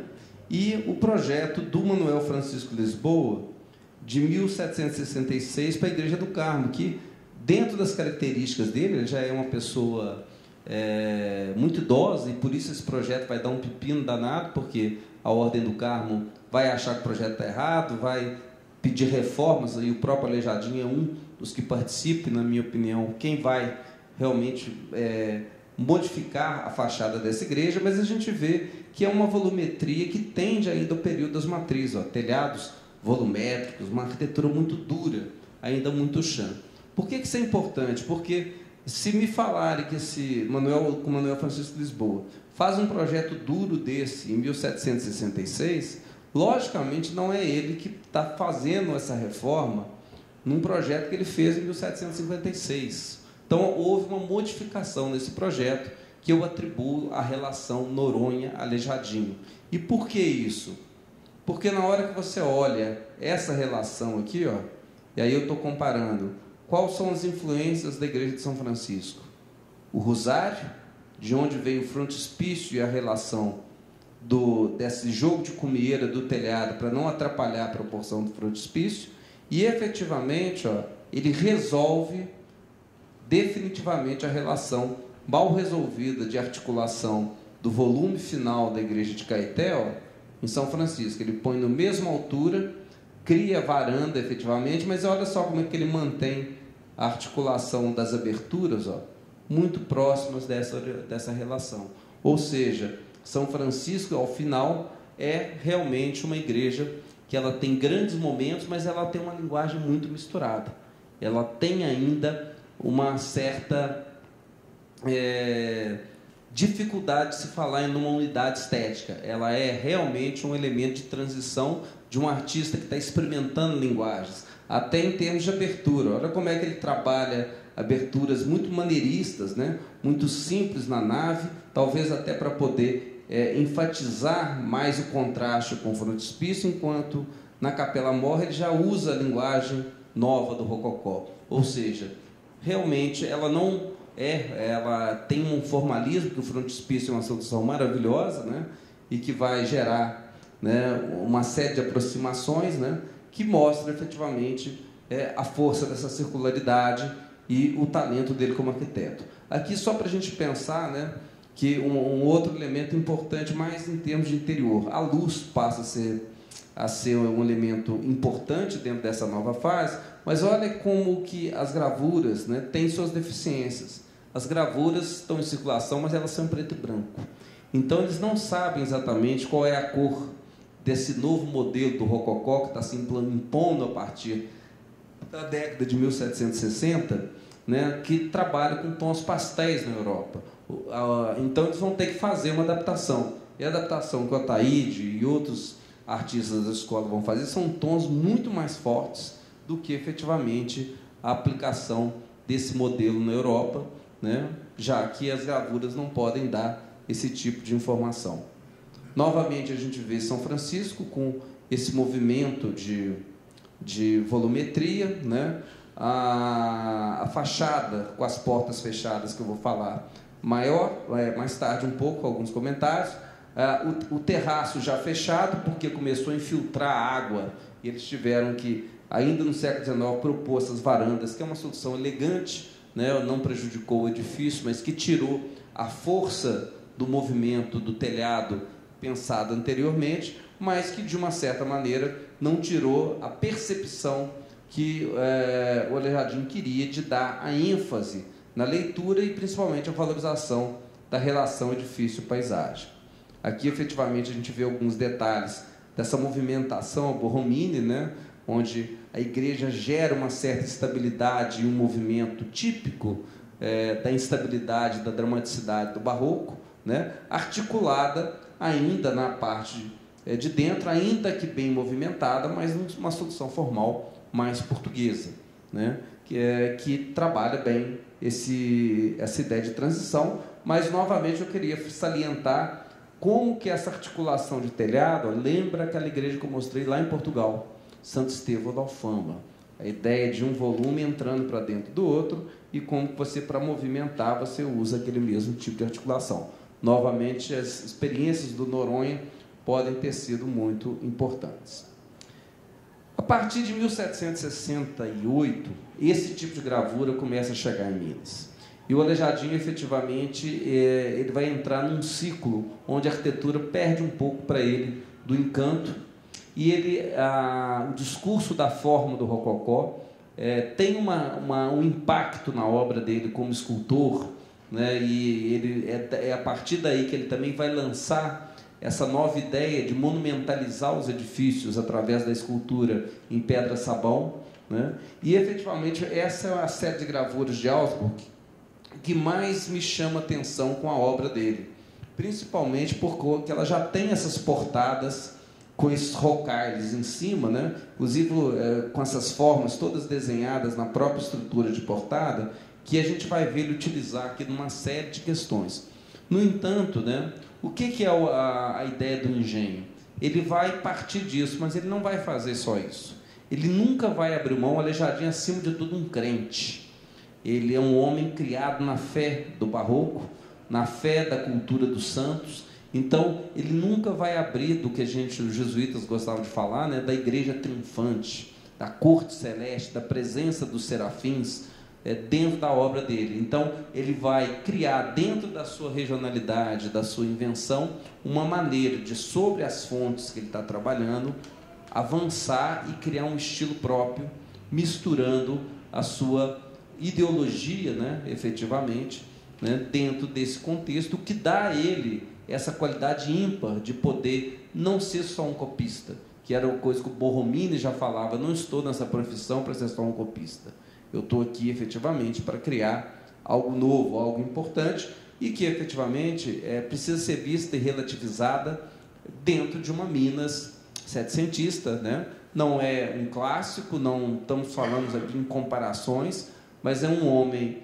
que, dentro do preconceito que vivia, das dificuldades da infâmia de mulato, de uma sociedade preconceituosa, né, ele efetivamente consegue impor um padrão artístico, o que efetivamente é algo muito importante. Outro tratado que seria muito importante é o Tratado de Guarini, né, de onde vem essa nova sinuosidade da arquitetura do Rococó, que a gente vai ver na Igreja do Carmo, né? Essa nova moda do Rococó está rompendo com essa dramaticidade do Barroco, com a voluta e a curva brusca como elemento, para buscar algo mais suave, algo mais racional, efetivamente, sem, no entanto, partir para um retorno às formas mais rígidas, né?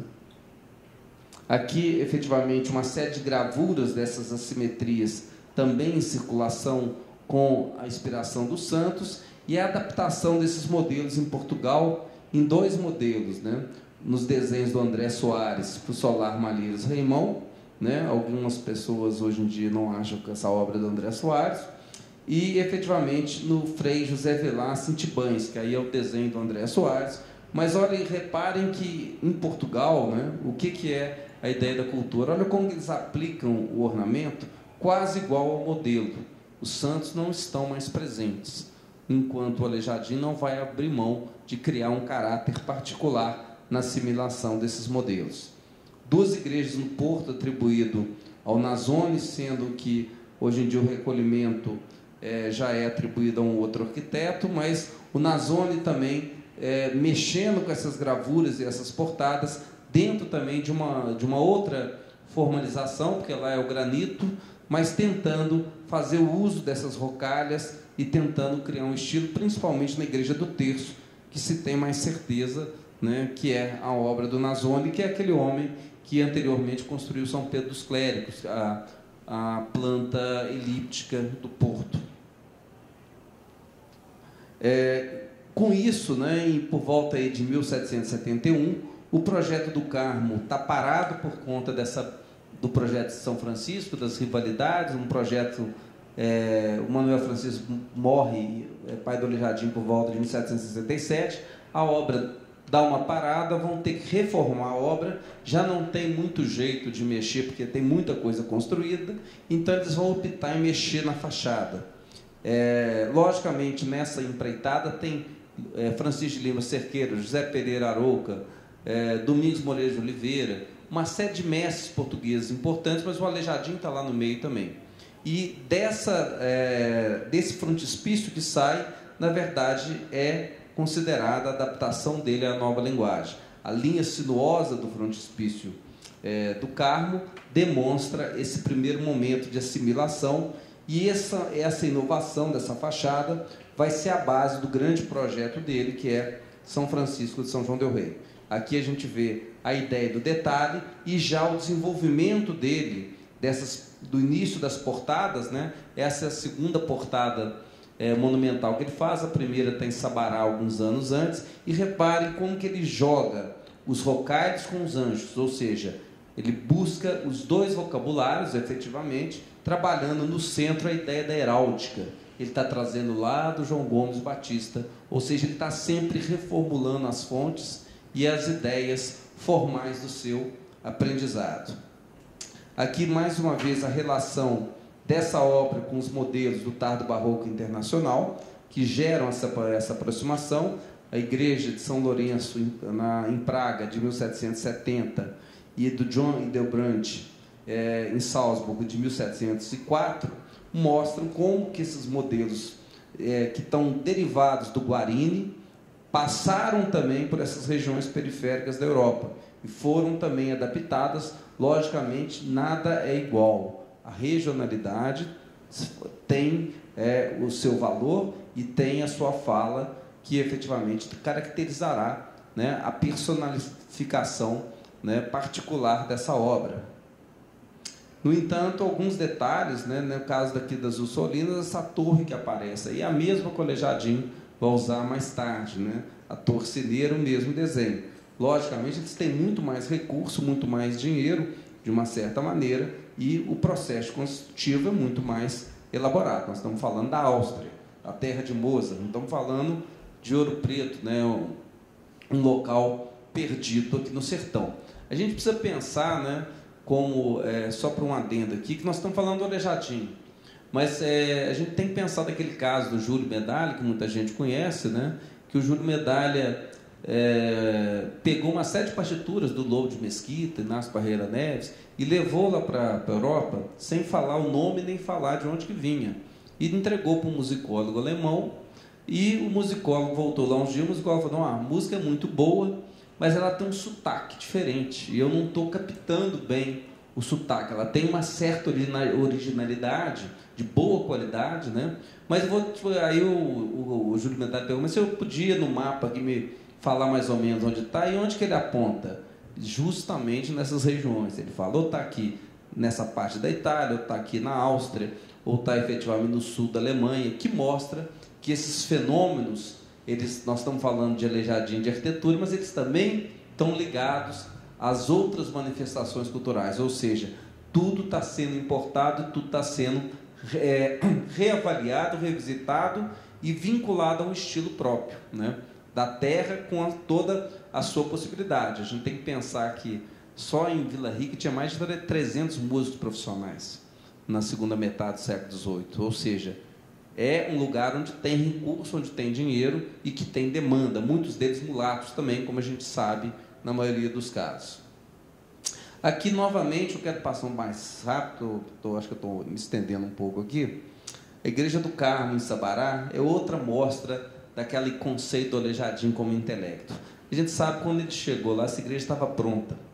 E ele está chegando lá em 69, justamente quando o Rococó está já incluído, né? E ele realmente se converteu ao Rococó, e ele vai assumir essa linguagem e vai trabalhar e desenvolver ela até o final da vida dela. O Rococó realmente, como linguagem de ornamentação e de retábulo, vai ser efetivamente algo muito importante na obra monumental do Aleijadinho.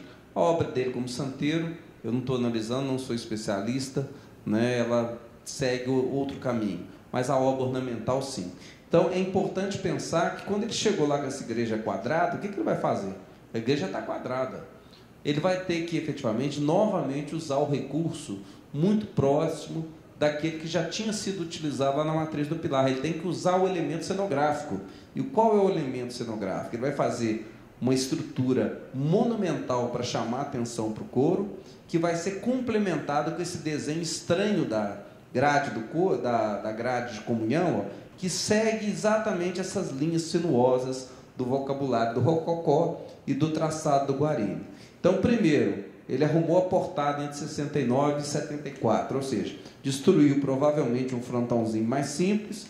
É a primeira grande portada em pedra-sabão que ele vai trabalhar, uma portada simples, ainda não está totalmente desenvolvido o processo, mas ele está criando essa relação. Inclusive, ele muda as seteiras das torres, ó, para criar uma relação geométrica no edifício, né? Com certeza ele não pode mexer muito na empena em função estrutural, então cria essa grande composição volumétrica que ele vai perseguir essa forma por mais, pelo menos, 25 anos. Ele vai derivar essa forma no sentido de melhorar e aperfeiçoar esse trabalho, tanto em talha como em arquitetura, né? Aqui alguns detalhes que mostram que ele está francamente convertido já ao Rococó nesse período, né? E que as composições monumentais, com as rocalhas, o assimetrismo, começam realmente a fazer uma parte fundamental da obra dele. No entanto, lá internamente, o que ele vai fazer? A igreja está quadrada, tem que transformar cenograficamente, ou seja, ele tem que criar uma composição monumental para esse coro, para que ele tenha um peso enorme dentro do sentimento desse espaço, que é articulado com a grade, com os púlpitos e, efetivamente, com a Capela Mor, que depois ele infelizmente não pôde fazer. Ele conta com Servas, que é o concorrente dele. Ele vai mexer nessa capela em 3 fases. Na última fase, né, é um dos poucos documentos que ele já aparece chamado de Aleijadinho. Alguns devotos trazem, mas ele não aceita o que querem pagar para ele. Então ele falou: não, isso eu não quero, não. Já estou muito doente, por esse dinheiro eu não quero. Mas efetivamente é uma lição, novamente, a luz lá do óculo, para trazer a igreja mais branca, né? Olha, as mesmas tonalidades de cor que ele está experimentando, né? Que vão mudando, né? A igreja dourada para a igreja mais branca e ligado com tons pastéis. E novamente a relação da forma que ele está trabalhando com outra igreja da República Tcheca, construída aí 30 anos antes, né? Pelos Dutzenhofen, que é a matriz em Malstragna. Ou seja, novamente, o vocabulário arquitetônico é o mesmo. Logicamente, se ele não viu a forma, o que está em circulação são as bases, são os modelos que estão sendo reinterpretados. Um dos poucos desenhos, né, que hoje se tem muita dúvida se é realmente do Aleijadinho, pode ser uma cópia, é o Mercado de Ouro Preto, né? É um projeto de 1771, né, atribuído a ele, que mostra que na arquitetura civil ele está bastante classicista, né? Muito estranho, mas é um programa mais simples, né? Hoje em dia se tem dúvida se a documentação que foi achada realmente está relacionada a essa forma. Quem me disse isso foi o professor Ivo Porto, que achou esse documento, que ele mesmo tem dúvida, pela qualidade do desenho, se seria mesmo do Aleijadinho ou uma cópia. Outros desenhos que vão estar influenciando o Aleijadinho no projeto definitivo dele da linguagem rococó, que seria São Francisco de Ouro Preto, a de São João del Rei, que não vai ser construída, vai ser modificada pelo construtor, mas que está profundamente ligada novamente ao Pozo. A ideia da cúpula da torre, muito próximo dessa alegoria do Pozo para algumas atividades arquitetônicas, né, do Tratado do Pozo. E se vocês pegarem esse retábulo aqui, ó, olha como que o coroamento recurvado é uma inspiração direta para a solução que ele trabalha. E que, efetivamente, se vocês olharem como que essas gravuras são estruturadas, ó, lá tem a planta do retábulo. Ou seja, para um artista de talento, ter um tratado desse na mão é o melhor que ele pode ter. Ele tem toda a condição de poder criar em cima de uma fonte reconhecidamente importante e fundamental nesse período. Aqui, então, a gente tem um desenho que se considera o desenho mais genuíno do Aleijadinho, né, que é o projeto que restou de São Francisco de São João del Rei, aquele que o vereador de Mariana fala que se reúne as maiores esperanças e que ele é uma derivação consertada, já que da Igreja do Carmo, uma derivação direta das soluções que ele fez para a Igreja do Carmo de Ouro Preto, mas ele não tinha mais como arrumar, porque a proporção arquitetônica do edifício, a geometria já estava feita, então ela é muito larga. Quando ele, então, 3 anos depois, ele faz esse projeto, aí não, ele pega aquela ideia, junta com a ideia do frontão de Sabará. Na verdade, ela é uma grande colagem. Ele pega uma série de experiências que ele vem trabalhando e consolida isso tudo nessa igreja, sendo que, nesse momento, ele ainda tem uma outra ideia. Ele, pela primeira vez, essa igreja vai ser construída em São João del Rei, mais periferia ainda, uma cidade que talvez tivesse uma cidade mais nova, sede de uma grande comarca, de uma ordem muito poderosa. Ele ainda propõe uma outra questão. Ele agora quer luz realmente na igreja toda, rompe com qualquer questão de uma simetria mais rígida e muda a funcionalidade. Pela primeira vez, a sacristia passa para frente, né, porque ele quer a Capela Mor livre, porque ele quer luz por trás do altar, que é um recurso que o Bernini utilizava, né, a partir da luz, para que a luz venha de trás do altar mor. É um projeto tão inovador em todos os sentidos, né, que eu acho que ele explica por que o mestre português não vai construir, tem uma visão totalmente oposta e, efetivamente, o que vai acabar sendo construído é bastante diferente. Aqui, só para vocês verem o projeto, a modelagem que está no livro, né, que a gente trabalhou do modelo que não foi construído, e aqui nessa boneca, de onde que ele tira as inspirações para fazer essa igreja. Ou seja, o frontão vem praticamente do Carmo de Sabará, as torres e o frontispício ondulado na frente, direto do Carmo de Ouro Preto, efetivamente, como também a portada tem muito dessa questão, ou seja, ele está sempre derivando soluções de formas que ele vem trabalhando ao longo da carreira.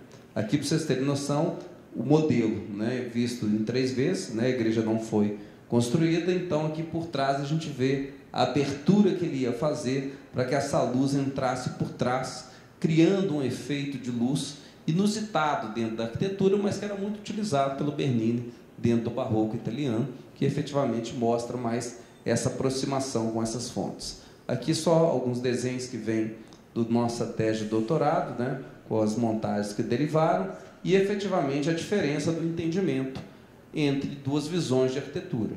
O que é o projeto original e o que o Francisco de Lima Cerqueira, que é um excelente construtor português, um dos mestres de obras em termos de técnicas de construção, o melhor dele, né? A gente tem que pensar que essas igrejas de São João del Rei, tanto a igreja do Carmo como a igreja de São Francisco, são muito superiores a de Ouro Preto do ponto de vista técnico. A Pedra Verde, a cantaria. O Francisco de Lima Cerqueira foi um grande mestre, mas ele mostra que ele também trabalha da maneira. Na verdade, ele faz uma grande colagem do repertório nessa igreja, ele modifica o abaulamento da fachada para a lateral, cria uma composição muito mais monumental do que são a escala das igrejas de Ouro Preto, mas ela é uma igreja mais pesada, né, efetivamente. Mas que mostra, né, de uma certa maneira, que o que é a questão do direito autoral, né, que às vezes as pessoas tentam aproximar. O Francisco de Lima Cerqueira é um traidor do projeto Aleijadinho. Não existia esse conceito, tanto porque o projeto também, primeiro que ele não tinha valor, como eu falei, intelectual. Segundo, que era normal você emendar e modernizar a obra no contexto dela.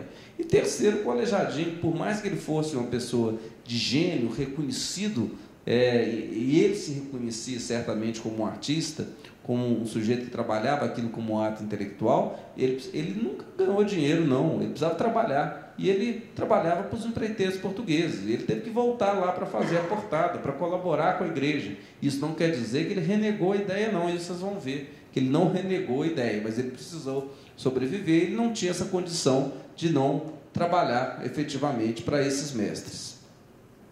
Aqui, efetivamente, a partir desse desenho de São Francisco de São João del Rei, é que os franciscanos de Ouro Preto vão ficar desesperados, porque eles já tinham sido humilhados pelo Carmo.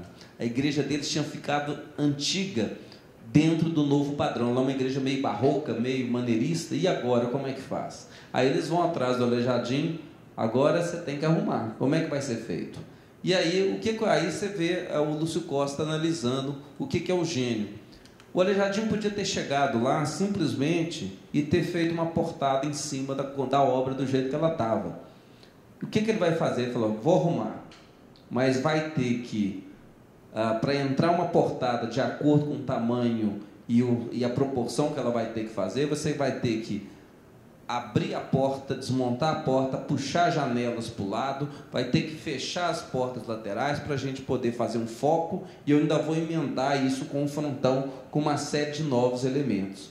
E aí o que ele vai utilizar? Como o projeto São João está muito no início, ele pega o desenho de São João, parece que o Lúcio Costa tem uma viagem que ele faz ao Rio de Janeiro, onde ele vê essa portadazinha da Igreja do Carmo, que acabou de chegar de Lisboa, que tem o medalhão.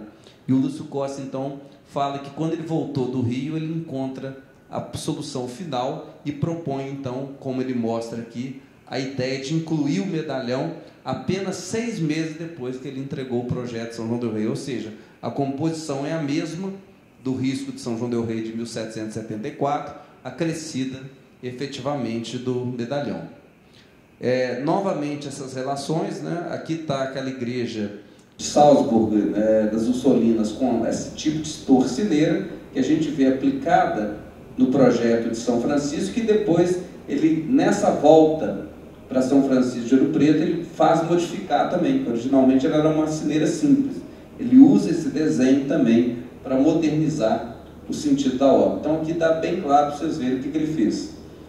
Efetivamente, como que essa igreja era simples, como que ele manda lá trazer para os dois lados, e isso é documentado, tá, essa obra. Embora quem vai ser o contratante é um outro mestre pedreiro, e ele vai ser subcontratado para fazer a escultura. Afastar as janelas, abrir a verga, ele insere a nova portada, cria uma série de elementos que criam uma vinculação com o óculo, e aí se fecha as duas portas laterais, já que no momento que você monumentalizou, você não quer que ninguém entre mais de lado, quer que você realmente passe, até porque, como a gente não é assunto meu aqui, a gente não tem tempo, a gente tem que pensar que existe uma leitura iconográfica e todos esses símbolos que ele... O Aleijadinho é um crente, acima de tudo. Então, não tem nada na obra dele que não tenha um sentido teológico lá dentro. Né? Quem trabalha com iconologia, iconografia, trabalha o estudo através do Panólicos e outros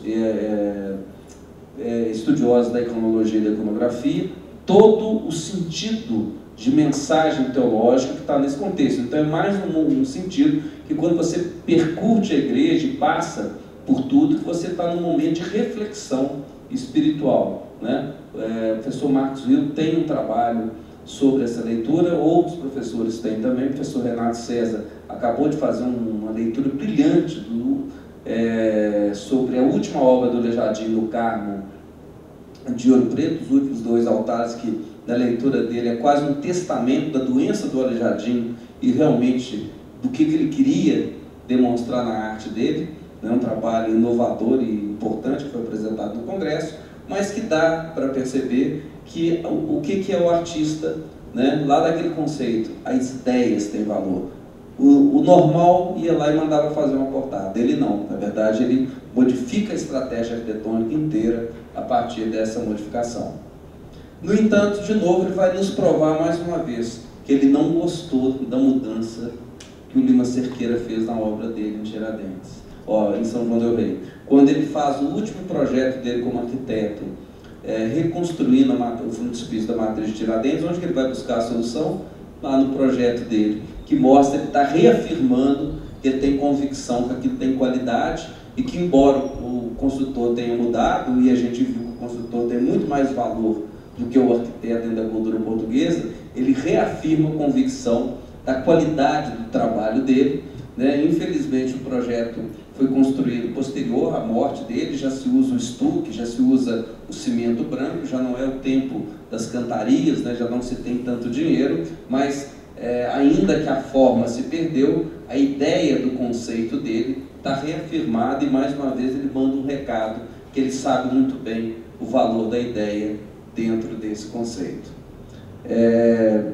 A partir de 1800, né, o neoclassicismo está se impondo já em algumas cidades, né, principalmente a reforma da matriz do Pilar em São João del Rei, enquanto o Tiradentes ainda busca no Aleijadinho a solução. Alguns anos mais tarde, a Missão Francesa já chegou, o neoclassicismo se impõe como um gosto da corte, né, um gosto da racionalidade, e as formas clássicas voltam a ter essa ideia. Elas também aparecem nesse novo frontispício da matriz da Igreja das Mercês Misericórdia, reconstruída entre 1800 e 1810, ainda que ainda tem uma portadinha que é meio que sobrou de um projeto anterior, mas efetivamente, né, o tempo das obras do Aleijadinho, como diria o Lúcio Costa, se findou. Né?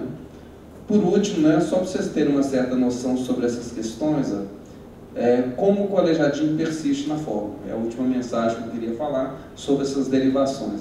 Como que ele inventou a primeira versão dessa forma lá em Sabará, passou pelo frontispício de São João del Rei e retoma ela também no coroamento da Igreja de São Francisco de Ouro Preto, já em 1788. Ou seja, um homem de um apego, né, e de uma batalha constante para melhorar e aprimorar essa forma de linguagem. A mesma coisa que a comparação mais sobre forma, como que ele usa o mesmo símbolo que ele inventa para os franciscanos, ele não se conforma com o símbolo pronto, aparece no retábulo de São Francisco de Ouro Preto e aparece na portada de São Francisco de São João del Rei. Né? Os querubins, né, que ele cria como uma referência da importância, né, da fé católica dentro da obra dele, como quase uma assinatura, esse buquê de 3 cabeças em 3 versões: Ouro Preto, São Francisco de São João del Rei e a talha da Jaguara, que está hoje na matriz de Nova Lima. Né? Aqui, efetivamente, a comparação do altar-mor da Jaguara com a portada de São João del Rei, para mostrar como o ateliê é quase o mesmo, são obras praticamente do mesmo tempo. Né? A mesma coisa, o Cristo de Congonhas e o Cristo que está na doela da portada de São Francisco de São João del Rei, obras muito próximas e muito contemporâneas, o que demonstra que muitas vezes lá de Congonhas ele estava mandando essas peças para São João del Rei, né? O que alimenta algumas hipóteses que muitas vezes a portada de São João del Rei não é tão bem conformada, porque talvez ele não teve lá na hora de fazer o assentamento final dessa portada. Mesma comparação, o púlpito de São João del Rei e o púlpito da Jaguara, ateliês muito próximos, né? A Jaguara não tem uma iconografia tão trabalhada porque é uma capela rural, né? Enquanto uma ordem terceira precisa ter um significado mais definitivo na iconografia que está sendo utilizada. E por último aqui, para vocês verem a influência, a mesma coisa da linguagem, ele inventa essa coluna torsa que aparece em Ouro Preto, aparece no altar lateral de São João del Rei, aparece no Jaguara, mas olha lá a matriz dela onde está, no pouso, efetivamente, que confirma, né, de uma maneira muito forte, né, essa relação. De novo, os 2 altares de São João del Rei e da Jaguara, que eu acho que onde foi o ateliê teve, de uma certa maneira, mais forte. Mais uma vez, a ideia de continuidade, ó, como que ele chega na solução de São Francisco de Ouro Preto, começa em São José, isso é uma tese definida já pelo Bazin, passa pela solução do Jaguara em 1886, para chegar na solução final em São Francisco de Ouro Preto. Ou seja, aquele mesmo movimento da arquitetura ele está fazendo na talha, experimentação e derivação, que mostra, né, a técnica e a ideia de construir uma linguagem. Mesma coisa a comparação dessas 2 portadas e a ideia, né, que o medalhão de São Francisco de São João del Rei está mal arranjado entre os escudos, ó, que certamente pode aventar a hipótese, que ela é defendida por alguns arquitetos historiadores, que ele mandou essas peças prontas e ele não viu o assentamento desse trabalho, senão ele poderia ter articulado melhor essa estrutura. Agradeço a paciência e espero ter contribuído aí para o entendimento de vocês de alguma maneira. Muito obrigado.